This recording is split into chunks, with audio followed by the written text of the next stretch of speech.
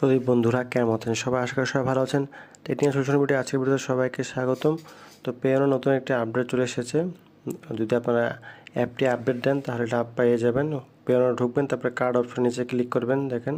তারপরে উপরে দেখেন প্লাসের বাম দিকে লাল ডট আছে, ওখানে ক্লিক করলে একটা নোটিফিকেশন ভাসবে, use fingerprint to verified online card purchase.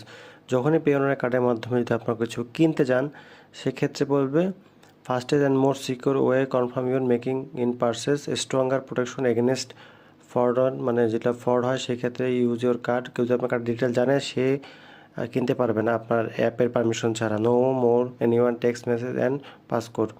তো ফিঙ্গারপ্রিন্টের মাধ্যমে আপনি এটাকে অ্যাক্টিভ করতে পারবেন, এবং এটা যখন কোনো কিছু কিনতে যাবেন তখনই আপনার ফিঙ্গারপ্রিন্ট যাবে এই অ্যাপের মাধ্যমে।